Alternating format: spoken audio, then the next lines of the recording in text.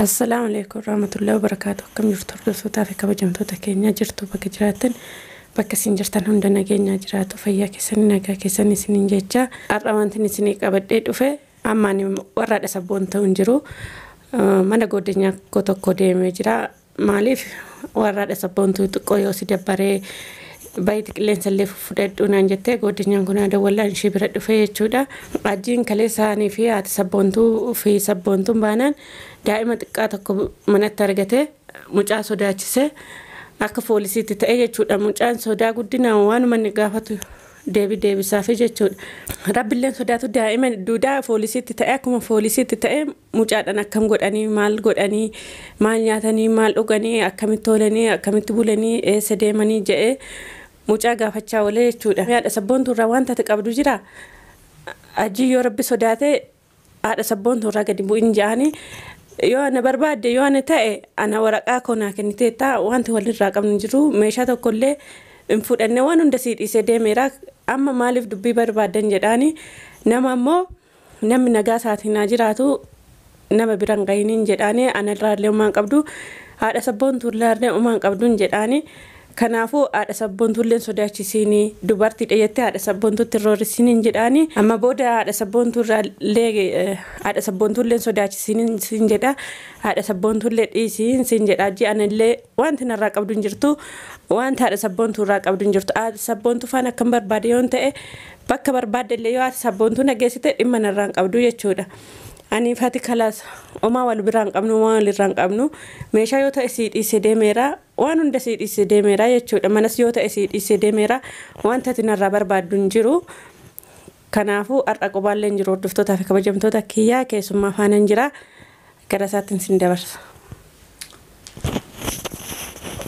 Assalamu alaikum warahmatullahi wabarakatuh. Akkam jirtan kabajamtootaa fi hordoftoota keenya hundi keessanuu baga nagaa jiraattan isiniin jedha. Har'a xiqqoo akka guyyaa duraa gammachuu fi kolfallee waan baay'ee oonnan jennu maaliif gurbaa kana arma durallee waan inni dalagaa turellee haala inni keessa turellee haala asii ari'ee haga biyya galchuu waamee mucayyoo tana godhaa haga inni turellee hin beeytanii kuni waan haarawaa miti jechuu waan isin hunduu beeytanii amma immoo ganda isin mana ari'ee meeshaa hunda daa'ima takkatti waliin mana ari'ee meeshaa hunda harkaa fudhatee isii dubartii mana ari'eeti bakka isiin baqattee isii ala dhokattee galteetti illee namallee achi reebee ijoollee reebaa sodaachisa achitti illee faana deemaaraa jechuudha.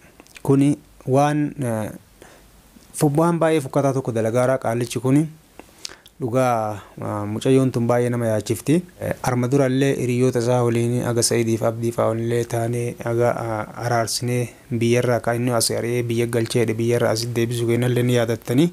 Kanaaf mucayyoon tuni mana haadha sabboontuun jirti warra mana hiriyyaa ofii bira deemteetti anillee akka tasaa gandasan jirti gara hiriyyaa asii manni haadha sabboontuu xiqqoo asirraan fagaata mana hiriyyaa asii ho'i jirti jennaan anillee as dubbisuuf as dhufe dhugaa dubbachuuf baay'ee nama yaachisa. Amma wannummaa inni irraa barbaadu amma nama yaachisa nama wallaalchisa jechuudha wannummaa isin waraqata taatu waraqaan kaasii taatu cicciree fuuldura darbe garuu amala isaa amma amalli inni deemuuf akka isa anamma akka yaadutti akka yaada kiyyaatitti hajjiin akkanaan foffoolataan jiru wanni mucayyoo tanallee ofirraa ari'ee daa'ima kana waliin illee ofirraa ari'ee an akkanaaf fakkaatu jechuudha an akkanaaf fakkaatutti caaltuu waan yaaddu garuu an hin beeku akka yaada kiyyaatitti amma yoo tana dubartii ho'i qopheeffateera jechuudha akkanaan manaa ka'ee lafatti kan mucayyoon tunu daa'ima baattee dalagaa deemtee dalagaa biyya kanaan beeytanii isin hundu dalagaa daladdee fiddee fi manattuu isa nyaachiftu ka dalagaa yoo haga dalagu qaba dalagamaa jechuudha isi dalagee galee akka dhiiraatitti isa nyaachisa amma immoo laal ofuma kana isii sana mucayyoo tana jibba jechuudha isiin tunuu dadhabe waan kana akkana godhee fi jettee osoo isiin isa hifanne inni kunuu akkanumatti taa'eetuma isii hifatee amma yoonna jedha jechuudha. Wanni inni kana godhaaruuf inni lafa kanniin maraaruun maali? Amma yoo tana jaartii biraa qopheeffateera. Kana caaltuun quba qabdii quban qabdu an hin beeku. Yoo tan amala isaa jechuudha. Ana shakkii hiyya. Mee waan inni itti deemu fuulduraaf waliin argina. Ammaaf ammoo shakkiin kiyya kana. Akkasii qaalichi kun lafatti mucayyoo tana ofirraa ari'aa hin jiru. Waa qopheeffachuu isaa ooluu jedha. Asittaan sun ammoo dubbii kiyya osoo hin xumuriin hin dura baay'ee guddaa tokko guddaa dubartii guddoo dubartii kabajamtu haadha sabboontu jechuudha. Kan inni karaa gad darbee fuutee mana ofiitiin galtee mana kiyya qofa ittiin galuunuu gahaa miti jettee fuutee sheeka bira akkasii argitan san sheeka bira geessitee itti qaraasiftee waa inni itti okkaamsee waa inni siin dhamaasee hidhe san irraa baasisiiftee rabbi ammallee fayyaa isii guututti isii haa deebisu. Ammallee qalbiin dubartii tunillee laaftuudha. Haati sabboontuu galatoon baay'ee ulfaadhullee jedhani. Ani amma arma durallee yoo yaadattan ta'e viidiyoo tokko aniif caaltu arma dura walii waraabnee turre bakka mana sheekaa si geessaa jennaan sheekuma jedhan sanuu an waa'ee sheekaa yoo dhagahuun dhibamaa jettee isiin waliin haasofnee asi gaafadhee tolli yunaa jettee biraa deeme tokko hin beektanii yaadatta yoo ta'e. Viidiyoo san irratti tole naa jettee turte caaltuun an ammoo haaluma jireenyaatti xiqqoo naa mijaa'uu dhabe sheekuma san birallee isii geessuu dadhabee dhiise haati sabboontuu haa ulfaattu isiin dubartiitu dandeettee fiiddee waan kanni hunda gootee manatti ofii isii fuutee deemsiftee sheeka bira geessitee itti qaraasiftee waan kanni hunda gooteef dhugaa ulfaadhu kabajami nama kabajaa beekutu waan kabajaa dalagaa ulfaadhu jennaan haadha sabboontuutiin.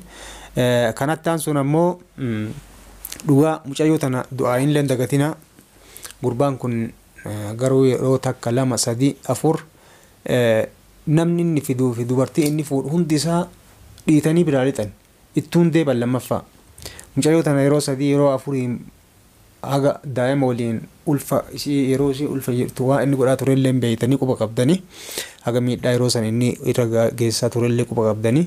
Kanaaf isinillee du'aayii keessanii bira dhaabadhaa isiillee jabeenya isii kana rabbi irra haa bulchuu isii haa dabaluu isiin jedha. Akkasii inshaallah ani yaada kiyyamee osoo hin xumuriin dura xiqqoo caaltuu gaafii wayii gaafadha.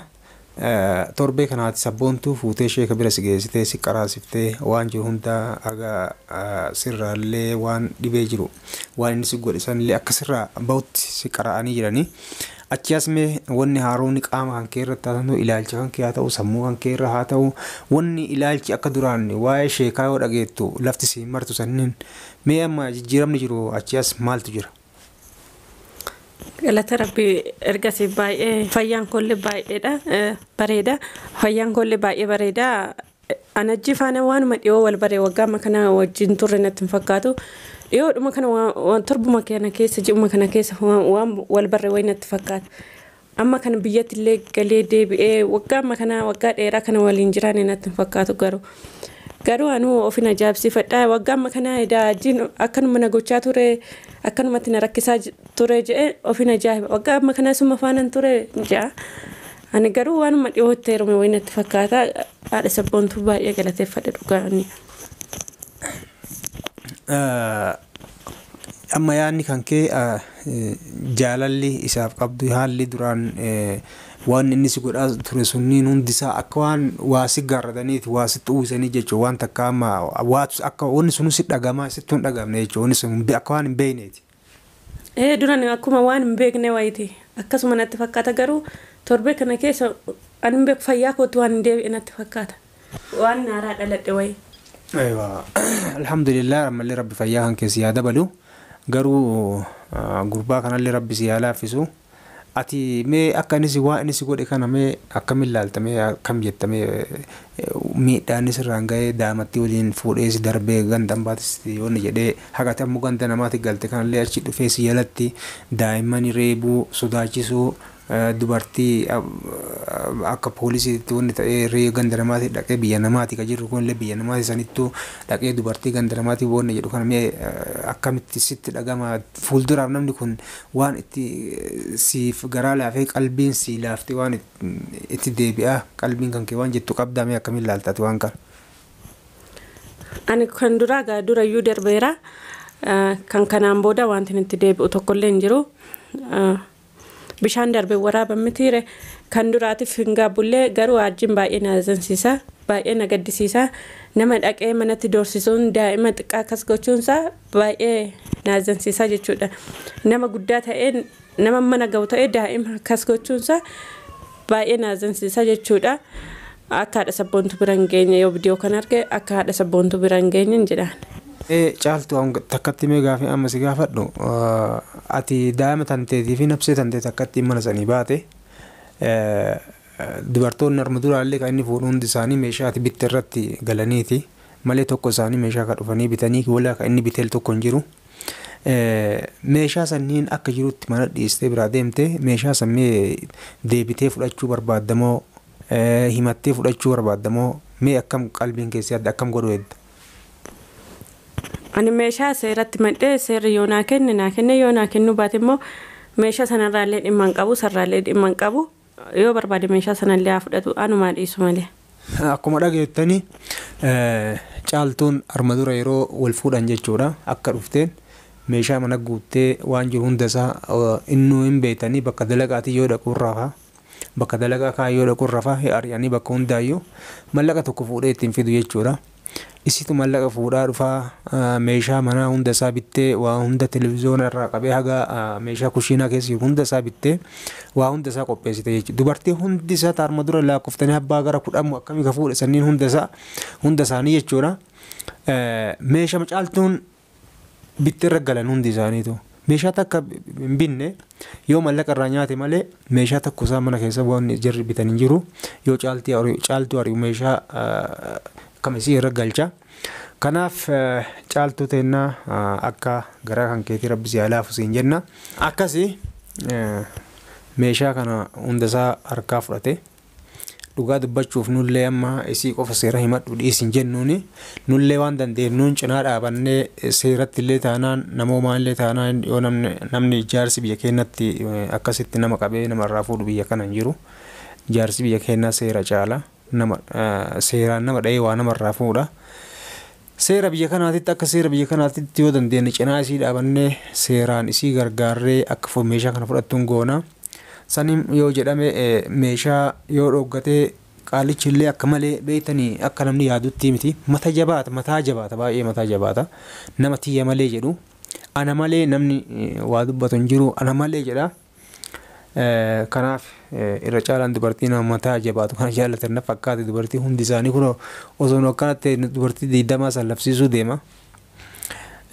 Akkasii inshaallah nullee kennuuf kenneefi seerri irraa fuudhuuf fuudhee fi seerri irraa fuudhuu baatu immoo nus waan dandeenyuun isii qofatti dhiifnee meeshaa bitadhu hin jennuuni waan dandeenyuun cinaa isii dhaabannee akka mana kireeffattee galtee mana kireeffatte sanitti meeshaa tokko bitattee akka daa'ima ofii waliin jiraattu ni goonaani. Yaada kee osoo hin goolabiniin dura caaltuun waan dubbattu yookaan immoo waan naaf jettu yeroo kanatti waan naaf jettu qabaatte afaan takka lama dubbattee nagaatti isaaniin jetta.